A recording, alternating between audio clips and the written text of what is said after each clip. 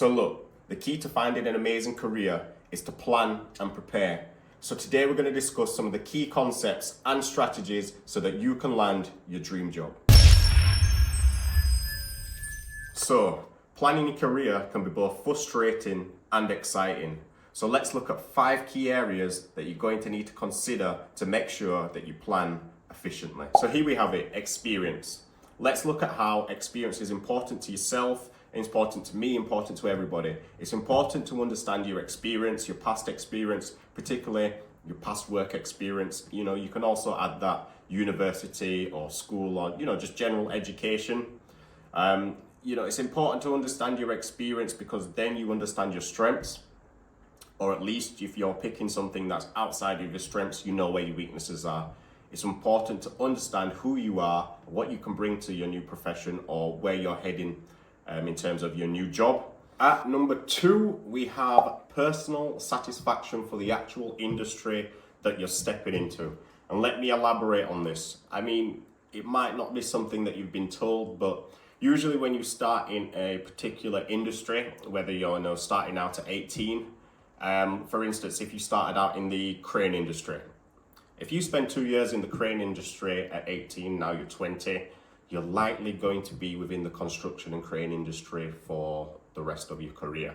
So it's very important to know which industry that you're stepping into, if this industry is going to bring you satisfaction, whether you like the industry, whether you like the people within the industry. It's very, very important, because once you spend past 2 to 5 years within that certain industry, it's going to be very difficult for you then to switch industry. Although you have, the skills, the experience maybe to sort of jump industry because you're applying the same skills, it's very difficult for a director or a hiring manager to then look at your CV and see no experience within the industry. So that's why I highlight this point.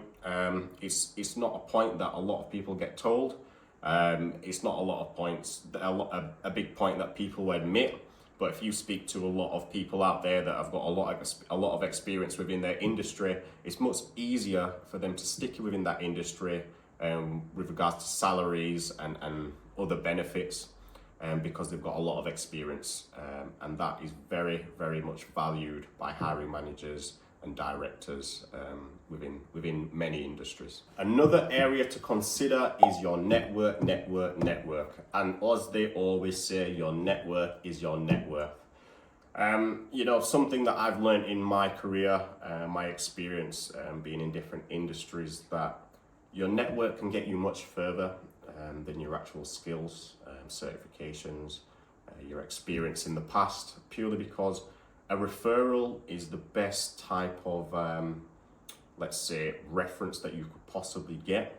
So, for instance, if you was working in a company in the first few years of your career and your director, you really got on with your director, and, for some unknown reason, your director moves to a different company, you are probably likely to be one of his number 1 picks should he want to hire in the future. So it's essential that you keep within arm's reach the people that you're going to meet in your career within your industry. These people are going to support you, rise you up throughout your career. Someone like myself, I started in the construction industry around 20 years old, and I'm still speaking to my network that I sort of gained in my first years, and it's been fruitful in what they can bring to me, and vice versa. So I highly recommend this point. Very personal point, and sort of gem that I'm willing to give you.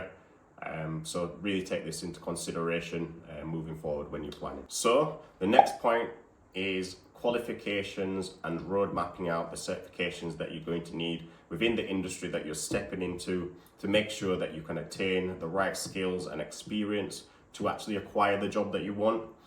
And this is a very obvious one, but not so much obvious. Everyone seems to think that you need to do the high school, college, university route, which is, it's very looked upon as very positive. However, there's many people in the industry that simply just go for certification. So they will go to high school, college, and then they will start attaining some sort of competent courses that are relevant to their industry.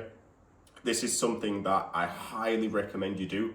Go to your industry association boards and understand what skills that you're going to need, what certifications that you're going to need to step into the role that you want to step into.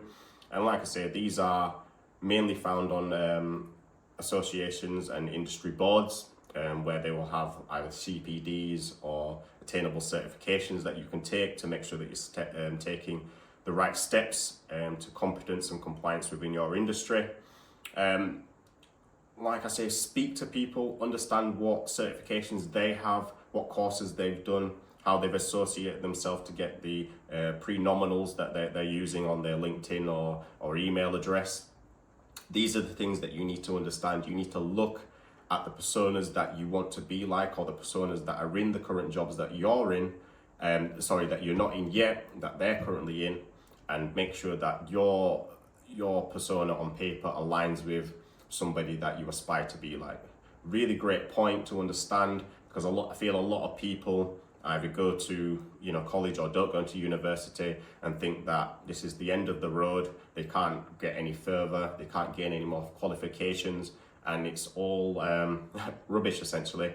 You can get the qualifications that you need without going to university for most professions out there.